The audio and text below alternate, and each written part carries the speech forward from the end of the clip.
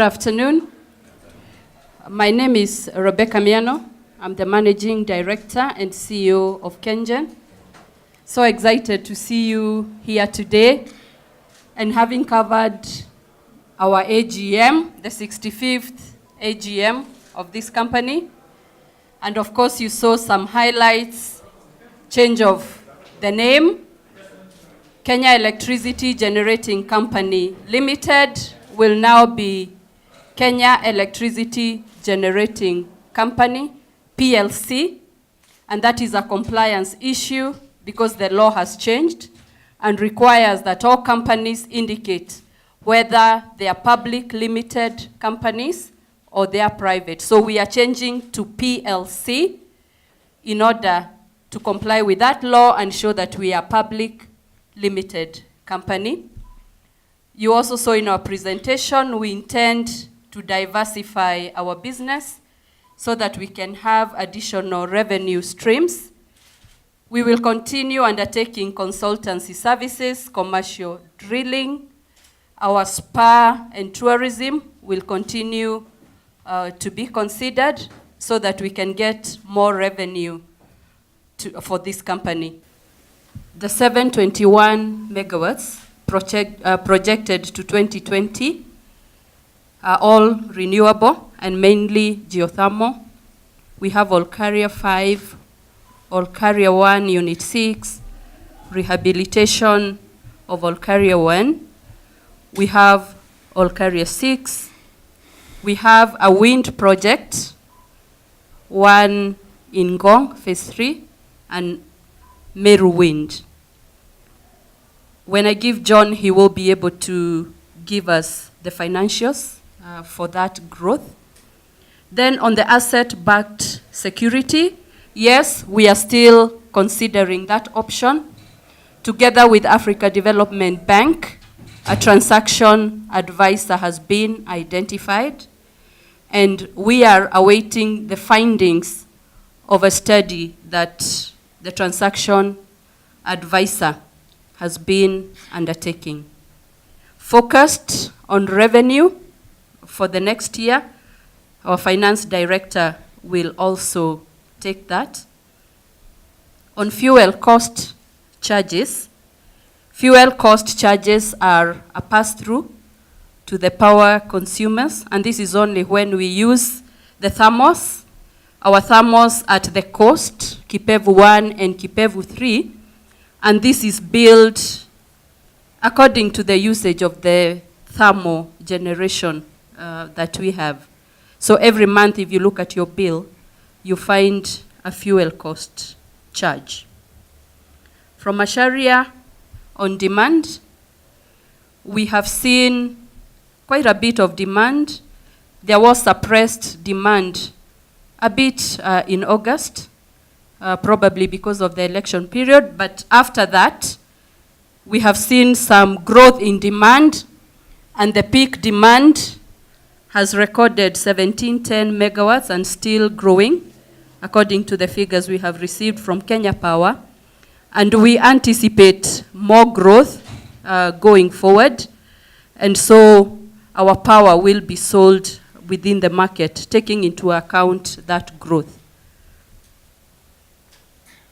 On the thermal power, of course, the renewable energies, the hydros, those are always cheaper because there is no fuel cost. And I think the intention of the government and also the entities is to eventually increase the geothermals and the hydros, the wind and the renewables, while eventually reducing on the thermos so that we can manage the fuel cost and the tariff. On hydrology, 2017 has recorded, I think, the worst drought in 10 years. And therefore, we have reduced hydro generation. But due to the short rains, we have seen Masinga dam level, that is the main storage, increase from about 1036 up to 1044 today. And so that is quite a significant improvement. And we believe that the hydro comes in to cushion on the fuel cost. And we do hope that the rains may continue, probably up to mid-December. On Garissa and Lamu, after connection to the national grid, the assets have been transferred to the Rural Electrification Authority and Kenya Power, but that is at book value. Yes. And on diversification, we did indicate that we are in the process of registering a new subsidiary, KenGen Energy Services. We popularly call it KenGenC, and this will be the arm that will be undertaking the non-generation business so that it can bring more revenue to the company for investment and growth of the business. So I'll ask John to discuss those two issues. Okay. On the 721 megawatts, to be honest, the 721 megawatts is already ongoing on some of the projects like the Olkaria V, Olkaria I Unit 6, we have the Ngong Wind project, and some other geothermal projects. The total cost is in the region of $2 billion US.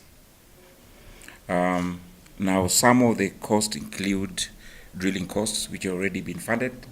Part of it was financed by Exim Bank of China, where we got $382 million US, and KenGen contributed the difference.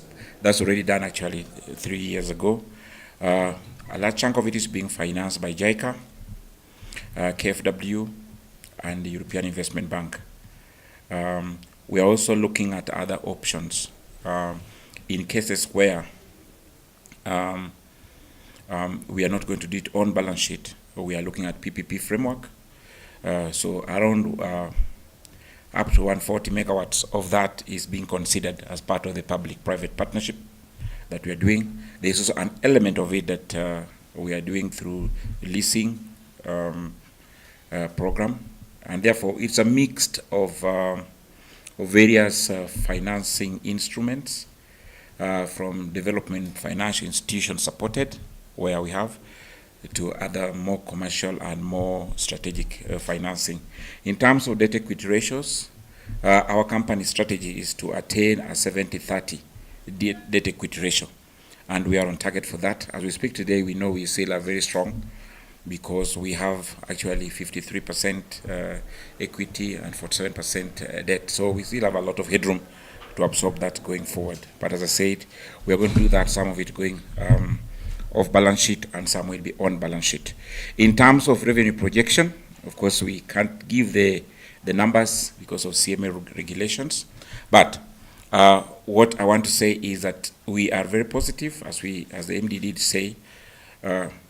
We now going into a period where we have got better transmission, and we are sure that the curtailment that we experienced in Olkaria will not be there. We are also going to a period where we have seen the hydrology improve significantly, and our eastern cascade, where most of this comes from, the Seven Forks area, there's good rains coming there. So we expect to explore the full potential of our hydro capacity and also the wellheads that we've done. So those combined and with the improvement that we've seen, we expect growth. And as it's been said also, we are exploring non-energy related business opportunities, which we believe some will come, particularly around consultancy. We see some coming in. I'll start with the last one on industrial park. A feasibility study has been done, and we are now getting into a procurement process to get firms to express interest that they'll be interested in investing in an industrial park. On the asset-backed securities, AfDB is not the transaction advisor, but it is a financial partner who have then come up with a team of transaction advisors. On the thermos, we don't have a timeline because we have to check and see whether they will be required till we have enough geothermal to be able to transit safely without compromising the availability. But that is in active discussion. I think the question on fuel cost, it was a trade receivable from Kenya Power, not necessarily on fuel cost. It's a trade receivable, and that is what is being discussed. And I think the figure was shown in the annual report. I don't have it here offhand.